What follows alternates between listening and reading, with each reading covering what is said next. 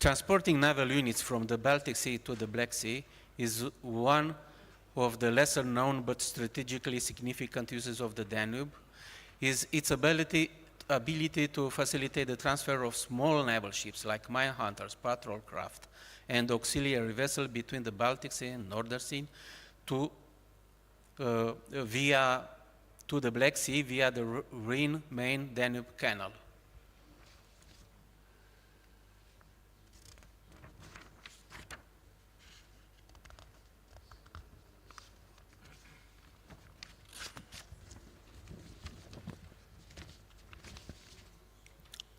In conclusion, and a strategic outlook, the Danube River is indispensable to Europe's security. For NATO, it is a crucial artery for military mobility, enabling reinforcement, deterrence, and strategic flexibility across the continent. For the European Union, it is a driver of economic integration, energy security, and resilience. The Danube is not only a transport route, but a strategic environment that requires coordinated action across diplomacy, defense, infrastructure, environment, and economic policy. In the evolving European security landscape, the Danube will increasingly serve as a logistical backbone for allied operations, a multinational security corridor for both NATO and the EU, a strategic connector linking Central Europe to the Black Sea, and a platform for cooperation and security among riparian nations. Strengthening its resilience, infrastructure, and governance is therefore not just a regional need, it is a vital strategic imperative for the entire Euro-Atlantic community. Thank you very much for your attention. Thank you very much, Admiral Coman, for this overview as well, and the strategic and military significance of the Danube River. I would like to ask Mr. Wilfried JILGE now for his perspective, and asking again, do we estimate, especially in Germany, enough the role and the strategic role of the Danube River, and what are your perspectives? Mr. JILGE. Yes, thank you very much. I think the answer can be very short. Yes, we have underestimated it, but I would like to go a little bit deeper. At first, for military strategic reasons, we have to understand that in the Russian military doctrine, the Baltic Sea, which was every time at the focus of the Germans and also of parts of the NATO countries, is one important bridgehead, but together with the Crimea, which can be called a Kaliningrad in the south. We have to understand that the Russians see their military posture in a context of the peninsula of Kola in the Barents Sea, the Kaliningrad region, and the Crimea. That is very important to understand. Secondly, I would like to remind you that Russia is now deepening and expanding its European unified river system in order to make deployments from the very north, from the Ladoga Sea, through the inner Russia, via the Volga-Don Canal into the northwestern Black Sea. That is very important to understand. And for that reasons, we did not understand that we also need, very generally spoken, a better north-south connectivity for military mobility as well as for commercial shipments. Second point, it is very important that since 2022, we have faced a new reality in which the rapid deployment of troops and heavy equipment has become a strategic necessity. However, traditional transport routes, road and railways, are already chronically overloaded and only partially suitable for transporting tanks, artillery, and supplies on a large scale. At this critical juncture, a long underestimated system is coming into the focus of EU and NATO defense planners, and that is the Europe's extensive network of inland waterways and ports. And here, especially crucial, is the Danube, actually the Rhine-Main-Danube canal, and a water system which is crucial for a deployment to the south, but also from a deployment from military assets from the Central European states also to our southeastern flank. So that is very important. And what is also interesting, that the political framework for this initiative was already established in 2017 in the framework of the Permanent Structured Cooperation, PESCO, led by Germany and Netherlands. Building on this, the European Commission presented an action plan already in 2018, and even in 2022, European Commission updated that as a military mobility action plan 2.0 with the Danube as a crucial component. So even if we have the programs on the table, we did not really work out these plans and implement them into reality, because here you have a clear roadmap also for the Danube part. Where are the bottlenecks of infrastructure? Where are the bottlenecks in the port? Where we also have taking into account bottlenecks with bridges, ecology, all these things are there, and there is a clear roadmap to work it out. So what I would like to suggest is to focus within that program, to integrate Ukraine together with Romania and Moldova much more deeper into that program, and making the lower Danube, or let me better say the lower Danube Black Sea cluster, an integral part of that program, also in order to show that Ukraine is already with us, so that we are not waiting for Ukraine and Ukraine has not waited for us, but to give a signal that is crucial for us. Second point, we should also understand, and I think that also has been estimated very long, that also for Germany and also for the Central European and Western European states, it is a security challenge.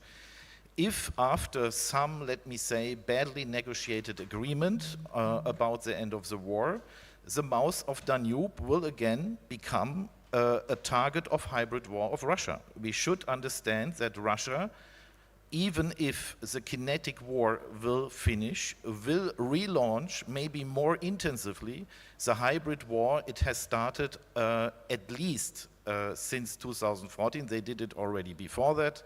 And I think we still have no clear response to that, also when it comes to international law, how react and all these things. So the first precondition for me is to have more, so if it comes to any end of the war, I mean, there will be no peace agreement to wait for.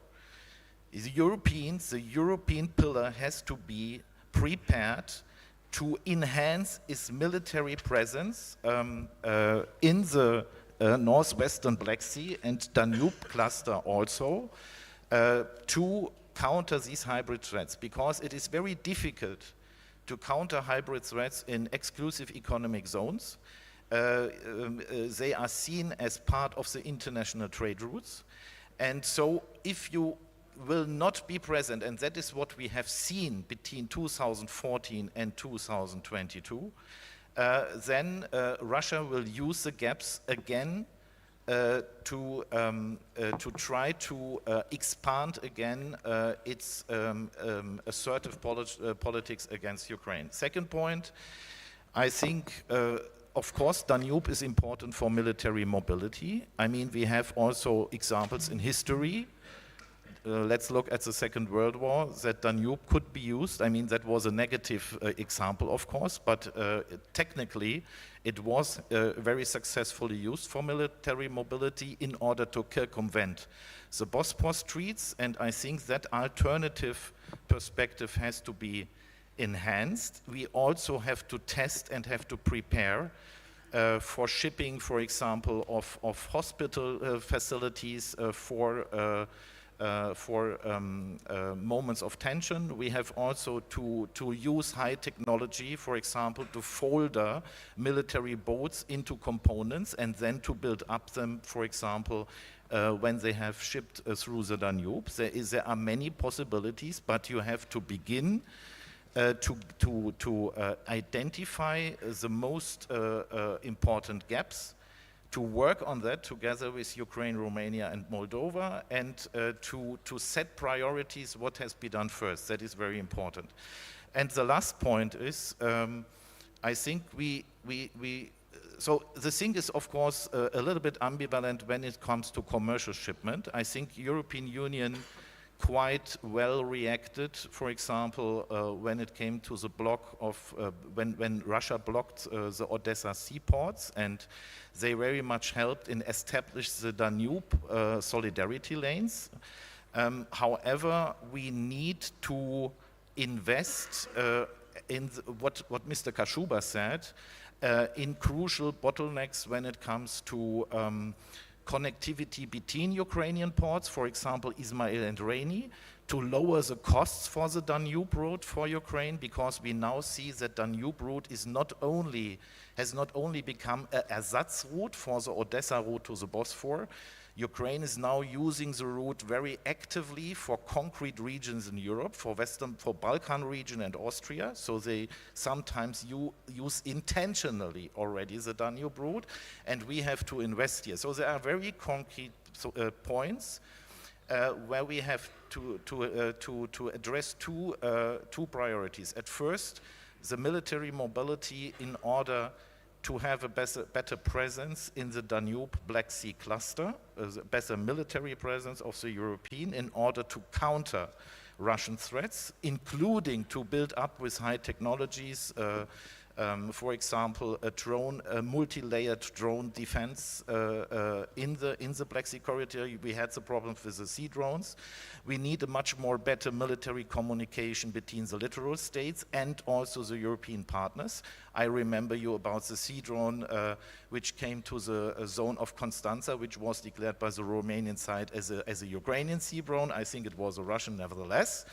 We have to do here very concrete things, because at the moment we are not well prepared, and we should avoid again a situation when Ukraine is left alone in the Black Sea. So that is important, and the other things we can discuss later in detail. Thank you. Thank you very much, and you already have addressed quite a lot of points I would ask for later. Mr. SCUTARU, so it seems we had underestimated the Danube role for addressing all these vulnerabilities. What is your perspective? I think you have to link the strategic role of the Danube with the strategic role of the Black Sea. And very often we forgot that Black Sea has two entrances, the Turkish Straits and at the same time the Black Sea. And Wilfried mentioned the importance and how we can use better Danube as a second entrance gate to the Black Sea. But it's necessary to understand the strategic importance in the context of the war in Ukraine. And first of all, in 2022-2023, when Russia has established this naval blockade, economically, Ukraine has survived only because they export using Danube ports and all logistic facility assured by Romania. Please remember, we started in March 2022 with 300,000 tons of Ukrainian cereals passing through Romanian territory, and we've reached in October 2023 almost 3 million tons per month. We had capacity to enhance 10 times our logistic capacity. We spent more than 400 million euro, our money, not EU money, not American money, just to help Ukraine to survive at the time. And for this reason, the role of Danube is still very important. Second, please have in mind that Danube is a battlefield. And I want to remember a very serious incident on 28th of August, when Russia has targeted an Ukrainian intel vessel with ISR equipment on the Danube, and they Russians prove capacity, very well capacity in command and control, to move 24 kilometers a naval drone upstream on the Danube, from the Danube mouth, and to hit these vessels only 100 meters from the border, riparian border with Romania. And please imagine what's happened if Russia will send other drones, because we are blind. We didn't see this blind, Ukrainians and Romanians, and it's necessary to think this kind of incidents could be repeated by Russia. And because we speak a lot about the possible developments And please have in mind also how many statements made by Putin regarding Novorossiya and their intention to occupy entire littoral, because political objective of Russia remains to destroy Ukraine. But if Russia wants to destroy Ukraine, it's necessary, first of all, to suffocate Ukraine, to transform Ukraine in a landlocked country, and to occupy entire littoral of Ukraine. And in this case, Romania could have direct border with Russia on the Danube River, and most probably on the Prut River, because Moldova, Republic of Moldova, doesn't have army, doesn't have strategic depth to absorb a direct attack from Russia. And in this case, Romania could have 850 kilometers direct border with Russia. This is our nightmare in terms of security. What is necessary to do to avoid this scenario? First of all, to continue to support Ukraine. This is the main reason. And Romania will be the first and most affected country of NATO if something happened and Ukrainian front failed. But in front of the Danube, you have other important place named Snake Island. A small island, 35 kilometers in front of the Danube. And if Russia will occupy entire littoral of Ukraine, Russians will occupy also Snake Island. They occupy Snake Island in the first day of invasion in February 22. By the end of July, when the island was liberated by the brave soldiers of Ukraine. But it's necessary to understand they could put ISR capabilities, they could put other instruments to interfere and to monitor all the traffic and to establish a blockade. And by the way, Romania has important discoveries, gas discoveries in the Black Sea. And the Snake Island could be used by Russia as a platform to harass our process to exploit gas in the Black Sea. Snake Island, it's important for the western basin of the Black Sea, for entire Black Sea, but also it's important for the navigation on the Danube. And as I mentioned, Danube is already a battlefield. And it's necessary to think from Germany also how you can better protect Danube and better protect Black Sea. By the way, in 2027, Germany will start to import gas from the Black Sea. Your energy security, it's linked to the security of the Danube and the Black Sea. Thank you. Thank you, George SCUTARU. If I look at what we heard today, I see there is a great vulnerability of the Danube River, and I'm not sure if we already have begun to prepare the means to defend the Danube on all its course. How would be your perspective? And my first, the question would be first directed to Mr. KASHUBA, if he is still with us. Do you think we do enough for the defense of the Danube at this moment, and what would have to be addressed first? Okay. He's not here. I'm not sure. So, we're trying? No, he's no longer here. So I would start with a military perspective. Do you think we do enough, Mr. COMAN, at this moment? Because when I look back as well, we all remember the moment when the Suez Channel was blocked. So it's a very easy thing to block waterways by just sinking one ship, possibly, or putting it just opposite to the direction. So are we prepared for this? In fact, we had this incident about 2 years ago when a merchant vessel was about to sink exactly in the middle of Sulina Channel.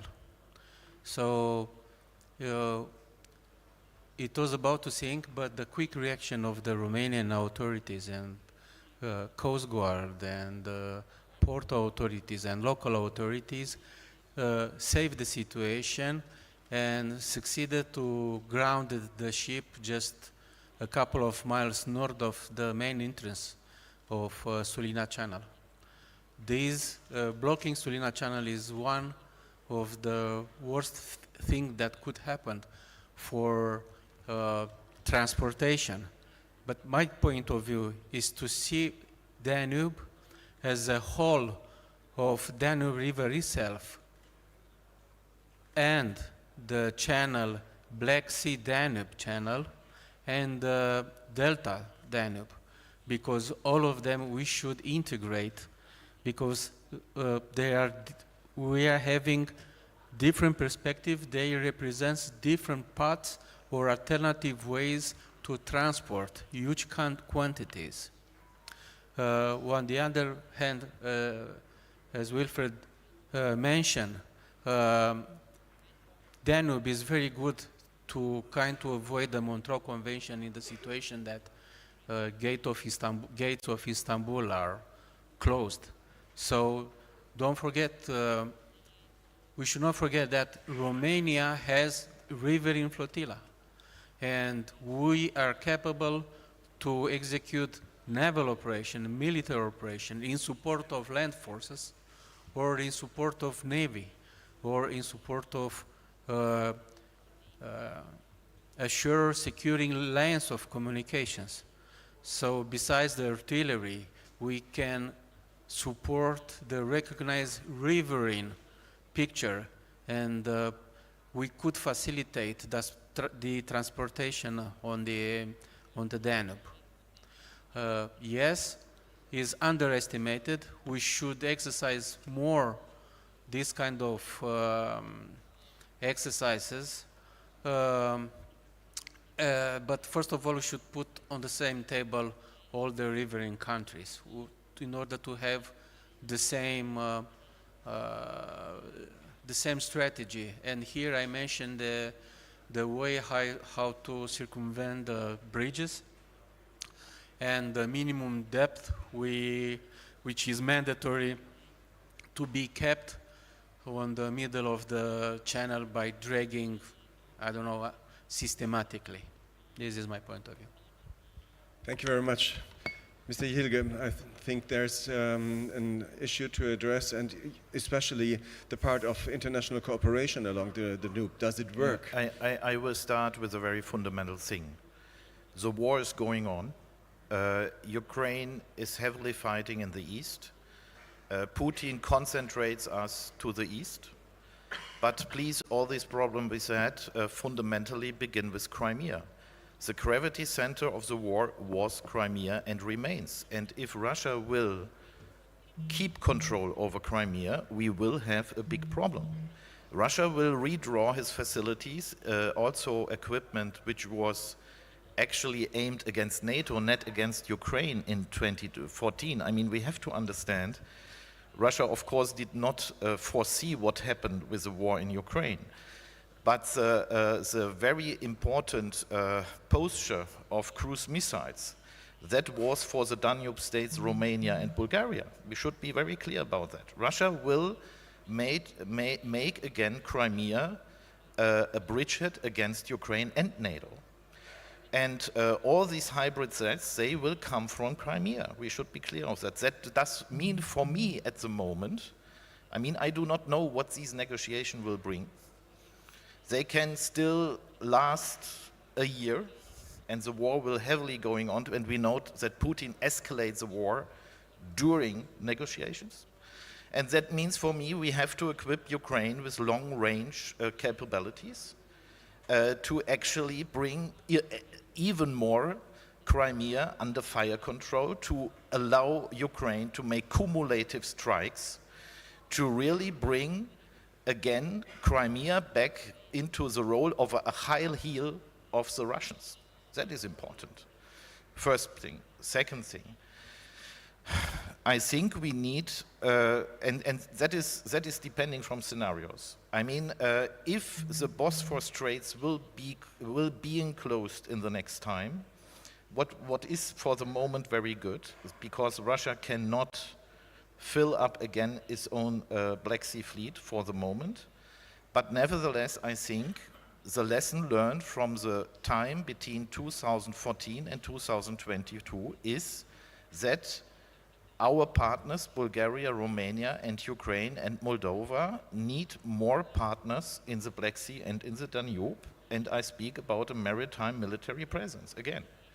I mean, what we see, what we can learn from, for example, the NATO patrol in 2014 to 22, what they already did with the Brits, to an extent what the Kiel Convention of Montreux allowed, because you only have 21 days for a non-littoral state to be in the Black Sea.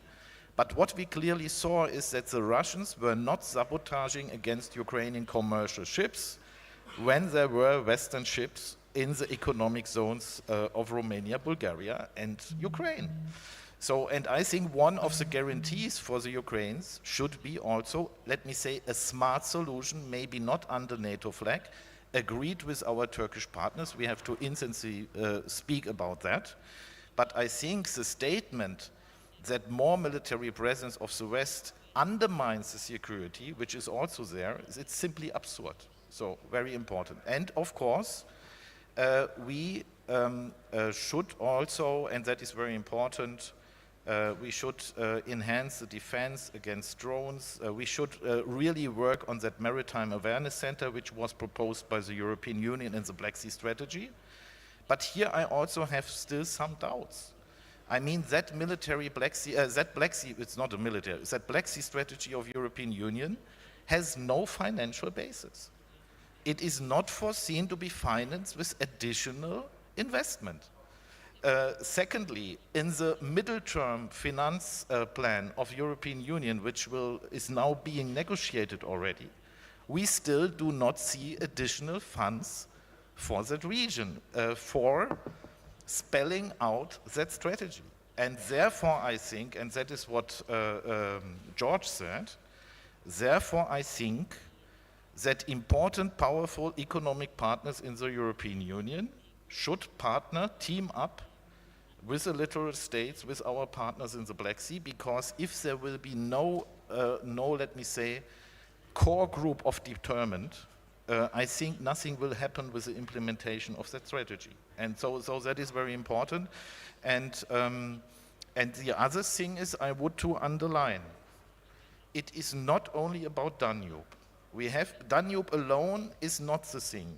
We have to understand the role of Danube in the system of north-south logistic of NATO. We have to change our mental map in Europe. The European partners have to change their mental map, and we need to integrate, for example, Ukraine. I say Ukraine because we speak about rebuilding Ukraine.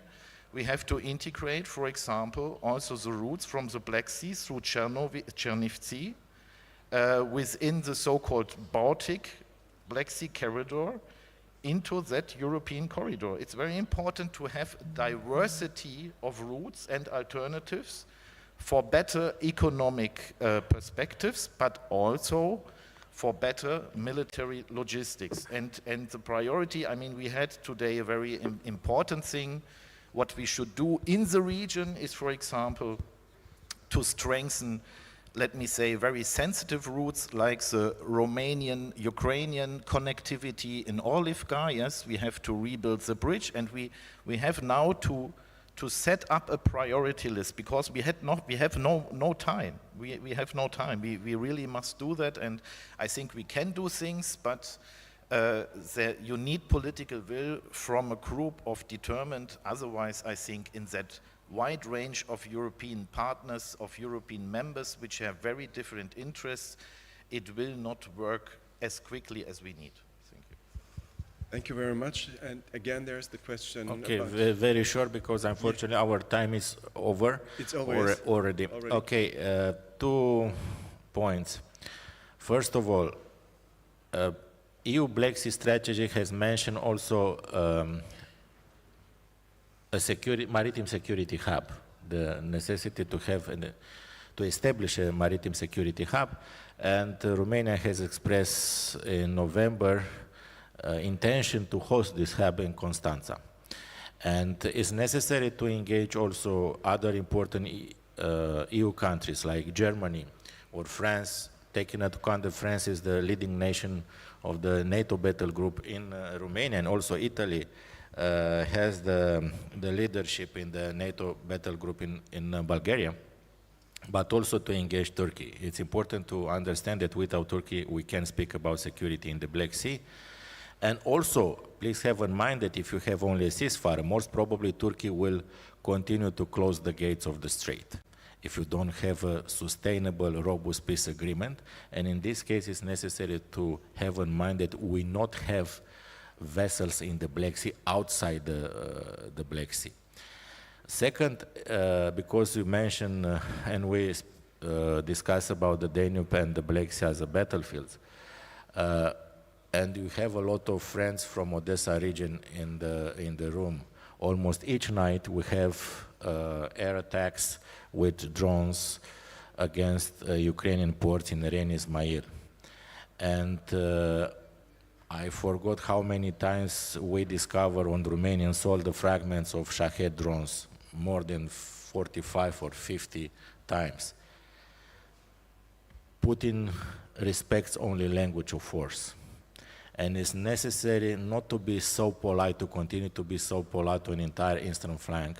And I hope to see that we'll shut down the first drone over our territory.